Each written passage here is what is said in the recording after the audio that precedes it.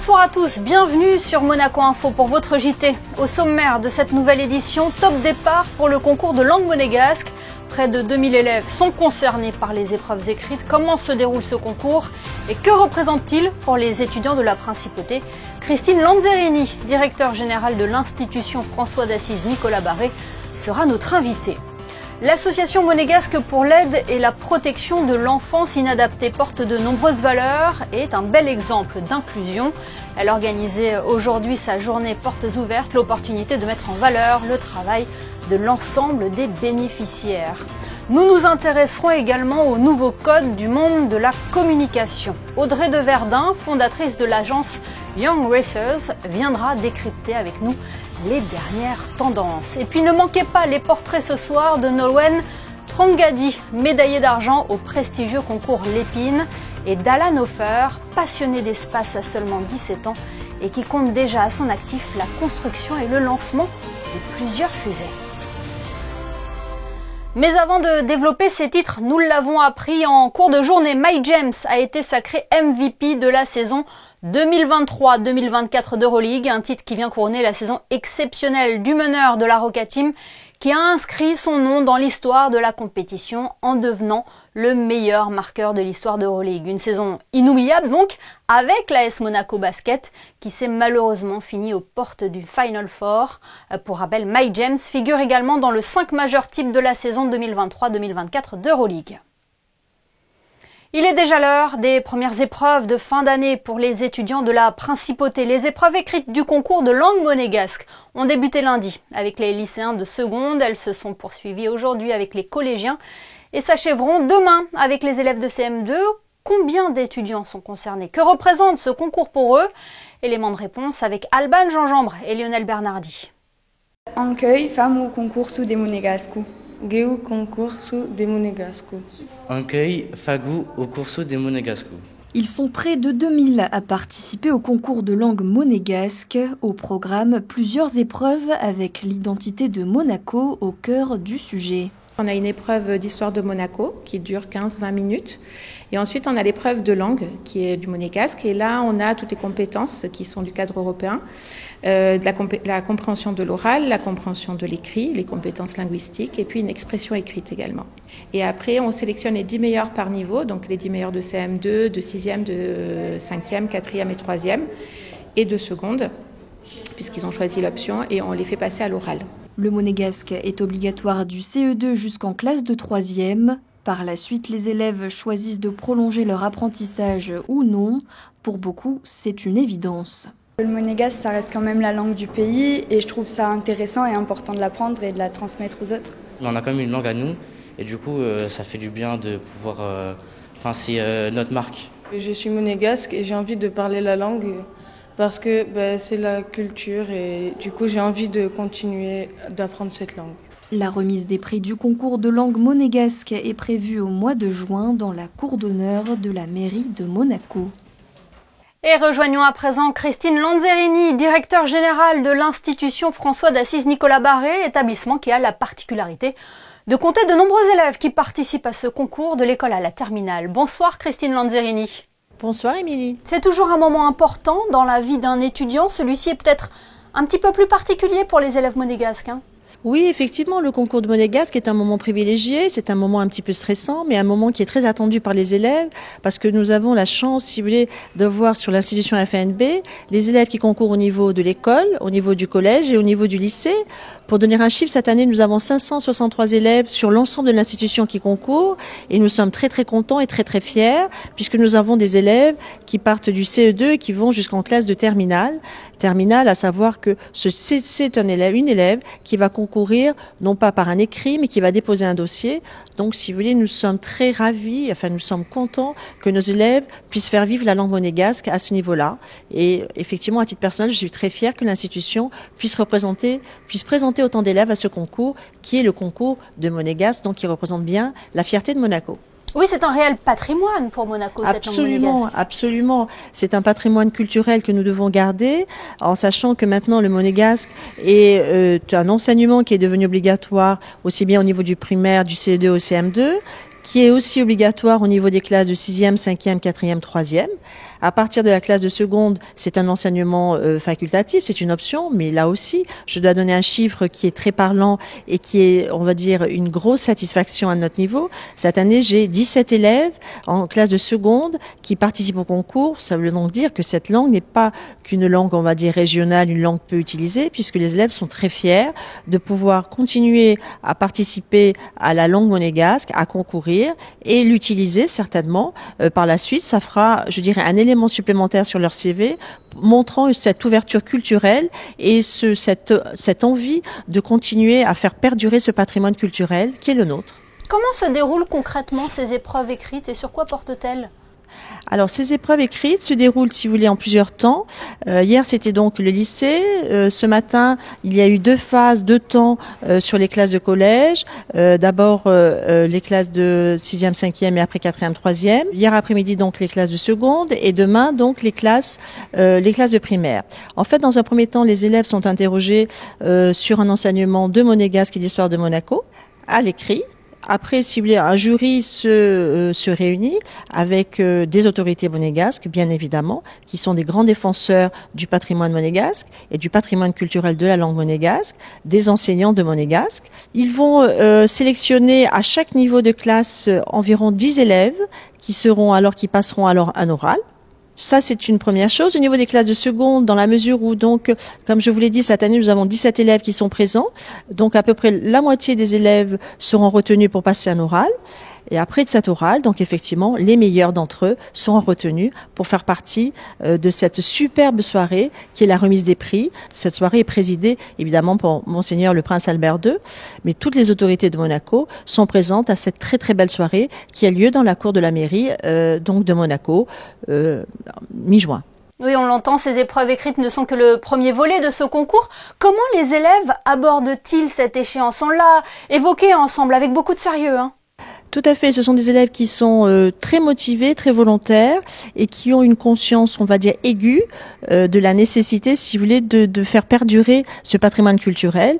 Donc c'est une envie, c'est pas simplement un enseignement comme un autre, c'est une envie, si vous voulez, de continuer à faire parler le monégasque et avoir justement cette particularité que nous avons sur le territoire de pouvoir parler le monégasque, pas simplement au niveau des personnes, on va dire, plus âgées, mais aussi bien au niveau de nos jeunes. Et c'est une fierté, disons-le, aussi bien pour eux que pour nous, que cette langue monégasque puisse continuer à être parlée, à être enseignée, bien évidemment. Nous avons 3 enseignants, mais à être enseignée, à être parlée par nos jeunes qui sont très très fiers de cette possibilité qui leur est donnée au sein des établissements scolaires. Sachez que dans les élèves qui continuent cette langue monégasque, qui continuent de poursuivre cet enseignement, nous avons aussi beaucoup d'étrangers qui sont très très fiers. Nous avons même des élèves russes qui sont très très fiers de suivre l'enseignement qui devient un enseignement optionnel à partir de la classe de seconde.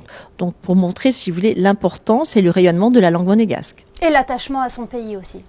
Et évidemment, bien évidemment, l'attachement, je dirais, des monégasques, des résidents, mais de toute personne qui réside sur le territoire, quelle que soit sa nationalité, ces personnes-là sont très fières de pouvoir appartenir, comme vous le dites, et de pouvoir montrer, je dirais, leur volonté d'appartenir véritablement à cette langue, donc à la culture monégasque, et évidemment à la famille princière, qui, je dirais, est l'emblème évidemment suprême de la langue monégasque. Eh bien, merci beaucoup, Christine Lanzerini, d'avoir été notre invitée. Comment dire en monégasque? Assez révédé? Assez révédé. Et ces épreuves du concours de langue monégasque appellent à d'autres épreuves, celles du baccalauréat, qui débuteront dans quelques semaines. Pour préparer au mieux cette échéance, la bibliothèque Louis Notari a décidé d'augmenter sa capacité d'accueil pour offrir un espace de révision idéal aux étudiants. Plus d'informations sur le site officiel de la mairie. Nous recevions hier Luc Denis, directeur de l'AMAPI, entretien à voir ou à revoir sur nos réseaux sociaux. Eh bien, l'association monégasque pour l'aide et la protection de l'enfance inadaptée a organisé une journée portes ouvertes aujourd'hui pour présenter le travail de ses bénéficiaires. Le reportage de Christine Datomel et Jean-Alexandre Dordet. Après les fêtes de Noël, les bénéficiaires de l'AMAPI ont mis cette fois à l'honneur la fête des mères et la fête des pères à l'occasion de cette nouvelle journée porte ouverte dans les locaux de l'association.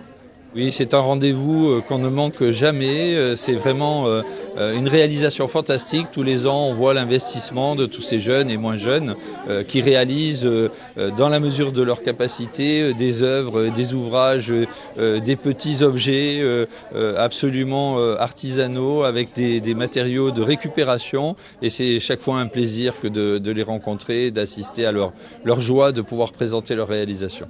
Situé au cœur du quartier industriel de Fontvieille, le centre d'activité Princesse Stéphanie An accueille à l'année des travailleurs handicapés et leur propose une multitude d'activités.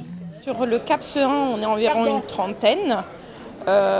Donc ils ont plus ou moins tous participé à ces événements. Et ensuite, nous avons un petit groupe du CAPS 2 qui est aujourd'hui venu avec nous. Mais ils ont préparé avec tous leurs copains qui sont au CAPS 2 plein de petits objets. On a la partie jardin avec Pascal qui s'occupe de l'entretien de jardin. Il présente des plantes, il y a des paniers, on a tout ce qui est objets confectionnés par les bénéficiaires. Il y a des objets de déco, il y a des savons, des kits de savon, des bougies, des paniers de choses alimentaires aussi. On fait toujours des petites confections alimentaires. On a une partie où on présente l'inclusion en société avec des bières. C'est là où on va travailler une fois par semaine pour l'étiquetage, des bracelets et plein d'autres choses. En plus de leur travail et des animations organisées, les usagers de la MAPI bénéficient également d'activités de développement personnel, d'un soutien psychologique et d'un accompagnement éducatif afin de favoriser l'autonomie et la sociabilisation des compétences essentielles. On fait un peu de tout, on prépare d'avant, on prépare des bracelets, on prépare un peu tout, on prépare les paniers, on va chercher, on monte tout. C'est génial, c'est super génial. Un événement qui, une fois de plus, attirait de nombreuses personnes souhaitant d'une part apporter leur soutien à l'association, les bénéfices de cette vente étant au profit de la MAPI, et d'autre part recherchant l'authenticité, les objets créés pour l'occasion regorgeant tous de générosité, d'ingéniosité, mais aussi de savoir-faire. 44 modèles de voitures d'exception étaient vendus aux enchères dernièrement en principauté. Des joyaux automobiles issus de la collection privée d'un passionné suédois qui a décidé de se séparer de son somptueux patrimoine. Tous ces bolides ont trouvé preneur sous le marteau d'Arcurial. Le total de la vente a dépassé les 30 millions d'euros. Coup de projecteur à présent sur une jeune chef d'entreprise de Monaco. Elle est actuellement à Cannes pour le Festival du film et rentrera la semaine prochaine en principauté pour le Grand Prix de Formule 1. Audrey de Verdun est la fondatrice de l'agence de communication Young Racers. Sa clientèle est internationale et séduite par le cadre et les événements uniques qui se déroulent à Monaco et sur la French Riviera. Elle nous dévoile les nouveaux codes du monde de la communication. Audrey de Verdun est interrogée par Patricia Navarro. Bonsoir Audrey de Verdun. Bonsoir, merci de m'inviter sur Monaco Info. Vous exercez un métier qui fait partie de ces métiers dits émergents, qui collent parfaitement aux nouvelles tendances. Est-ce que vous pouvez nous le présenter ? Alors oui, j'ai fondé en 2020 une agence de communication qui s'appelle Young Racers, avec pour objectif de devenir le point de contact pour des marques locales et internationales sur la Côte d'Azur qui souhaiteraient développer des projets créatifs dans le Sud. Votre terrain de jeu, c'est Monaco, c'est la French Riviera, c'est une région que l'on peut qualifier d'iconique. Oui, tout à fait. Comme je suis née à Monaco, c'est vraiment la maison et je me suis rendu compte pendant le confinement, quand nous étions tous bloqués à Monaco, combien il était bon de vivre à Monaco. Et puis si on regarde d'une autre façon, il y a la géographie, la météo, une clientèle internationale, il y a beaucoup de passages. Toutes les marques passent au moins une fois par an dans le sud, que ce soit à Monaco pour le Grand Prix, pour le tennis, pour le Festival de Cannes, la saison à Saint-Tropez. Et je me suis dit, pourquoi pas essayer de débuter une activité à Monaco. Donc en fait, vous construisez, c'est ça, des passerelles pour des partenariats gagnant-gagnant entre les grandes marques du domaine du luxe et peut-être des personnalités issus du monde du sport ou de la musique, par exemple ? Oui, tout à fait. En fait, ça va dans deux sens. Pour les marques internationales, j'essaie de représenter Monaco et d'essayer de devenir leur point de contact si elles souhaitent développer des projets dans le sud, en essayant de faciliter l'accès à Monaco. Et puis, il y a une connaissance locale du marché que peut-être les marques n'ont pas quand elles viennent se rendre en principauté. Et à l'inverse, pour les soit athlètes talents locaux, soit les marques locales, j'essaie de les représenter à l'international, c'est-à-dire à faire une passerelle en disant je connais telle personne, tel talent qui a beaucoup de potentiel, est-ce que ça vous intéresserait de l'avoir un défilé ou de faire un shoot éditorial avec cette personne? Donc j'essaie de représenter Monaco dans les deux sens. Le Festival de Cannes, cela risque d'avoir aussi des répercussions importantes pour vous. Il y a des projets dont on peut peut-être, sans trahir trop de secrets, déjà dévoiler le contenu? Pour Cannes, pour la deuxième année consécutive, je travaille pour une maison de luxe pour accueillir leurs ambassadeurs et je les aide avec la coordination de toute cette logistique.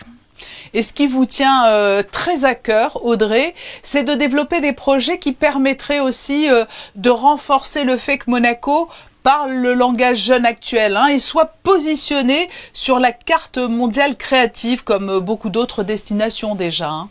Je fais toujours cette analyse que Monaco s'est développé avec une certaine idée de old luxury, l'ancien luxe, avec l'organisation de bals, l'immobilier. Vraiment, c'était une idée de old money. Et aujourd'hui, les jeunes qui souhaitent dépenser préfèrent presque mettre de l'argent dans une chaussure, on va dire, Balenciaga, plutôt que d'aller à un bal. Et je trouve que c'est important de communiquer ce langage aujourd'hui parce que ces jeunes, quand ils auront les moyens de dépenser, on va dire, quand ils arriveront vers 40-50 ans, s'ils n'auront pas créé d'attachement émotionnel avec Monaco, ils risquent de passer plus leur temps dans des destinations qui ont su capter leur curiosité comme Ibiza, Londres, Los Angeles. Et Monaco, avec tous les atouts que la ville a, ce serait dommage de passer à côté de ça et de rester sur un modèle de old luxury.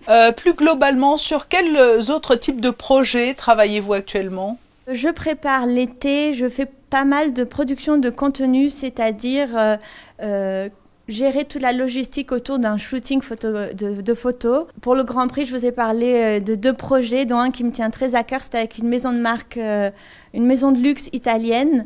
J'ai proposé un concept nouveau, ce serait de créer un cocktail, d'organiser un cocktail pour seulement des femmes talentueuses qui habitent ou résident ou sont de passage à Monaco pendant le Grand Prix, afin qu'on se retrouve toutes avant le lancement, ce sera le jeudi 23 mai, donc afin qu'on se retrouve toutes avant le lancement du Grand Prix. On a parlé de la région, c'est vrai que les réseaux sociaux, c'est un terrain d'expression qui est capital pour le développement de ce type d'activité. Tout à fait.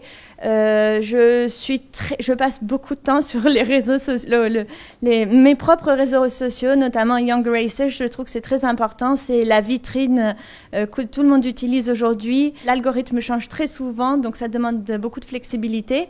Mais c'est les nouveaux moyens de communication, c'est les nouveaux sites, c'est une nouvelle vitrine, une nouvelle plateforme.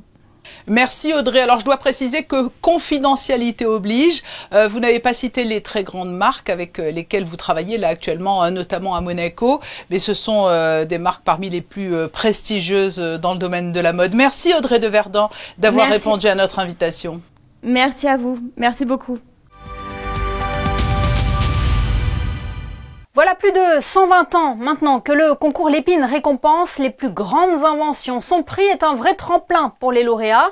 Parmi eux, cette année, on retrouve une résidente monégasque, Nolwenn Trungadi, a décroché la médaille d'argent pour une innovation qui pourrait ravir les gourmands pendant l'hiver, un appareil à fondu sans fil. Frédéric Elion et Camille Caloni l'ont rencontré à son retour de Paris.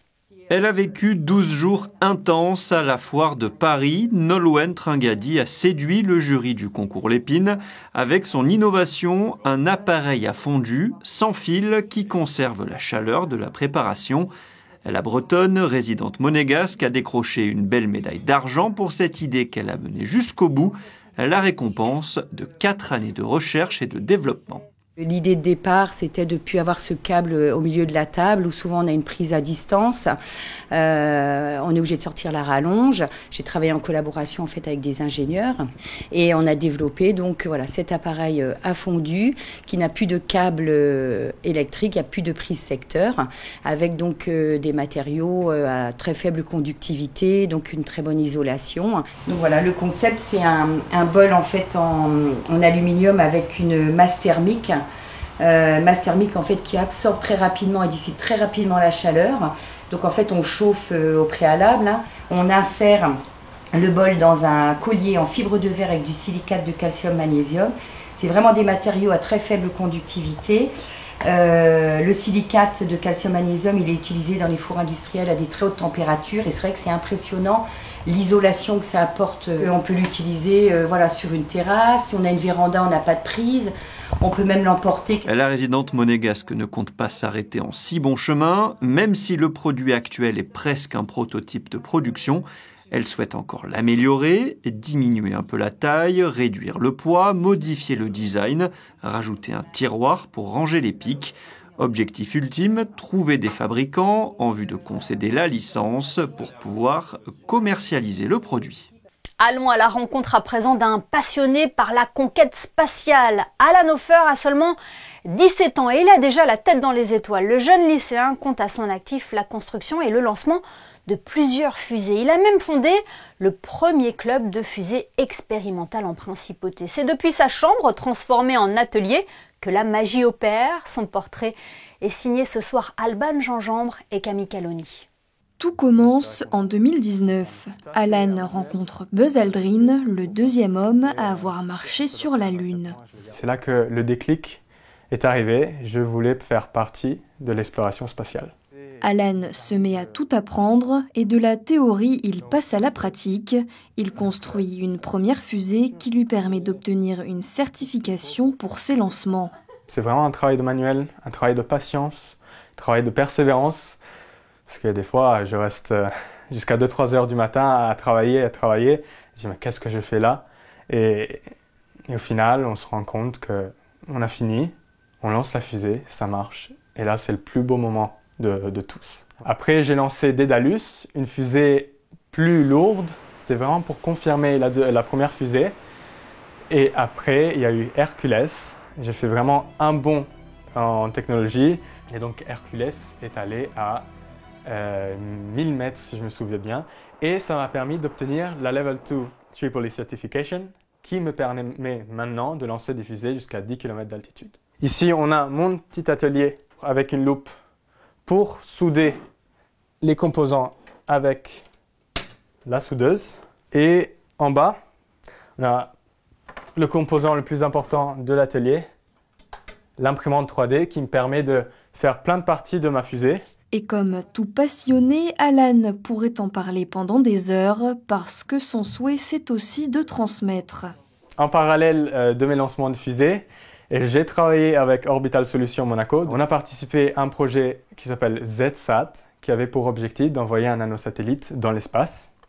Et un projet qui nous a amené aussi à Dubaï, à l'exposition universelle 2022, où j'ai pu faire un discours devant une école de jeunes filles qui étaient passionnées par l'espace. Donc pour moi, ce qui est important, c'est de se rendre compte qu'il y a beaucoup de gens passionnés autour de nous. Ils ont juste besoin d'une étincelle pour allumer le feu de la passion, disons. Ça me prend tout mon temps et je ne vois pas mon temps défiler. Derrière cette passion, un objectif, envoyer l'homme sur Mars. En attendant, Alan travaille déjà sur un nouveau modèle de fusée, un projet de taille qui reste secret pour le moment. Seulement 17 ans et déjà tout d'un grand. Dans le reste de l'actualité en bref, l'équipe féminine du cercle d'échecs de Monte-Carlo s'est qualifiée pour les demi-finales du top 12 championnat qui réunit les meilleurs clubs affiliés à la Fédération française des échecs. Monaco sera opposé à l'équipe de Chartres fin juin pour une place en finale. Alban Gingembre nous a rejoint en studio pour les prévisions météo. Bonsoir Alban, avez-vous de bonnes nouvelles à nous annoncer pour la journée de mercredi ? Bonsoir Émilie, bonsoir à tous. La météo incertaine de ces derniers jours se précise pour demain. Les perturbations s'accentueront en principauté avec des averses et de possibles orages. Vous pourrez sortir couvert puisque les températures aussi se rafraîchissent. 16 degrés le matin et jusqu'à 18 degrés l'après-midi. Le printemps n'est donc pas encore vraiment là. Et en ce mercredi 15 mai pluvieux, vous pourrez souhaiter une bonne fête aux Denises.